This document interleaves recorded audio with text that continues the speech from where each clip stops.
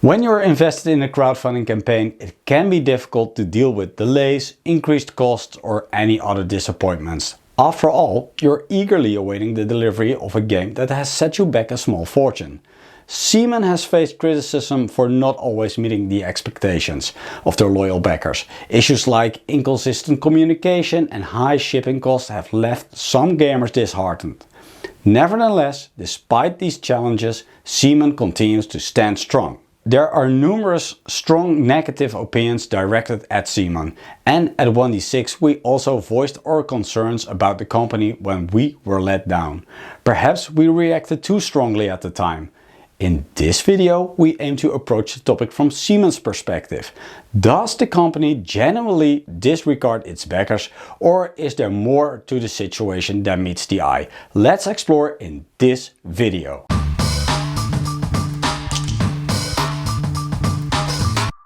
CMON Limited, formerly known as Cool Mini or Not, is a board game publishing and design company known for creating and publishing tabletop games. The company was founded in 2001 by David Doust and has since become a prominent player in the board game industry. CMON's headquarters is in Singapore and it has offices in the United States, China and the United Kingdom. Today, CMON is a major player in the board game industry with a rich history in the realm of crowdfunding.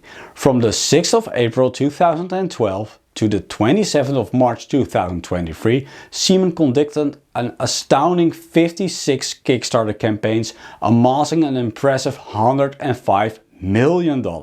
CMON is a publicly traded company on the Hong Kong Stock Exchange with a total worth of about 16 million Hong Kong dollars. Converted to euros, it's about 7.2 million euros or 7.8 USD. Their total revenue in 2022 was 45 million USD. In 2021 it was 37 million USD. And their latest interim report of 2023 shows that their revenue has increased by 28% compared to the first half of 2022.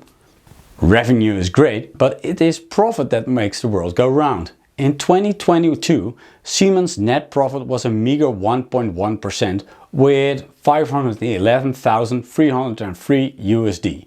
Of course, net profit can easily be influenced by various costs, including investments, salaries, reservations, and various other expenses.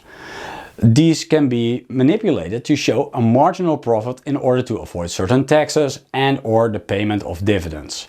I'm not suggesting that CMON is cooking the books. I'm simply underwhelmed by the meager result when I consider all the multi-million-dollar Kickstarter campaigns. And I'm not the only one that is underwhelmed by CMON's financial success. On the Hong Kong Stock Exchange, CMON stock has lost over 80% since their introduction to the stock market. To make a somewhat unfair comparison, Games Workshop's stock has gained over 200% in the past 5 years. So it is possible for developers of tabletop games to be quite successful. This video is not intended to be an economic lecture of any sort. We're cutting corners, but we aim to understand the logic behind all the games that CMON has added to their catalog.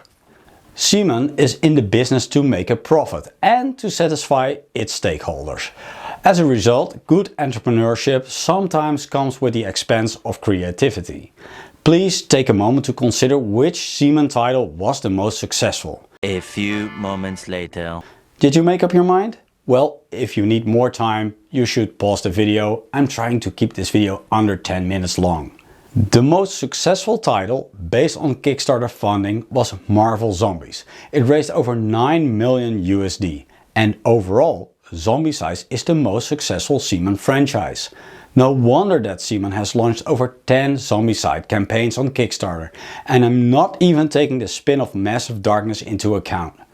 Zombicide has brought CMON a significant amount of revenue, and judging by the most recent additions to the franchise, CMON is far from finished releasing additional content.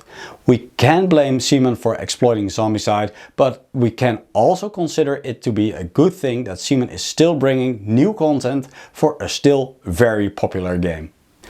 Whatever your opinion is, it is hard to argue with the numbers. Zombicide raised almost $38 million on Kickstarter, so we're not surprised at all to see Zombicide Deceased to be the next addition to the franchise. But let's not solely focus on Zombicide. Marvel United, Massive Darkness, Cthulhu Dead May Die and Arcadia Quest all got their sequels. It seems like once a campaign reaches a certain threshold, the game will get additional content in a future campaign.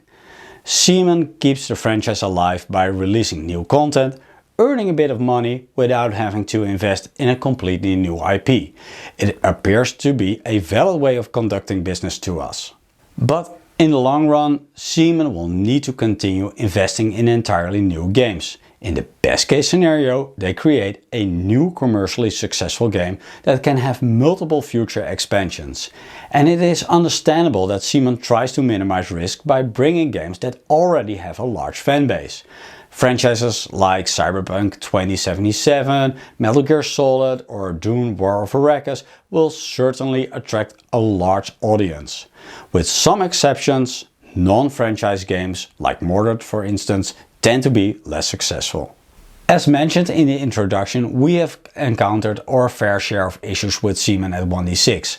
We backed Truthfang Legends back in 2019 and are still awaiting the delivery of a significant portion of the content. CMON hasn't been very communicative regarding this matter. I won't delve into the Truthfang situation again. Let's simply say there is room for improvement in CMON, and the Truthfang campaign serves as a good example. Although there is room for improvement, we cannot deny that CMON is one of the leading companies in the board game industry. The commercially successful games they create often receive additional content over time, and the company is not hesitant to invest in new IPs as well.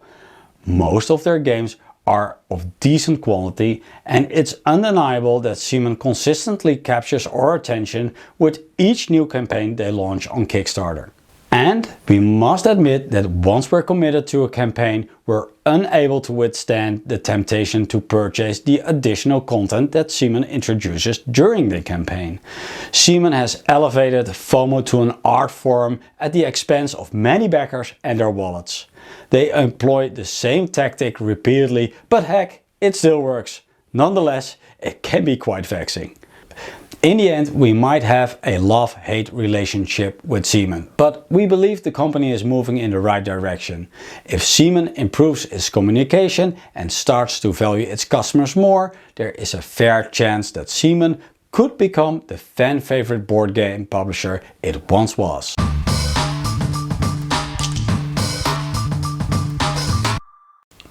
I hope you enjoyed this video. Please leave a comment on this video and tell us what you think of CMON at the moment, and I will see you in the next video.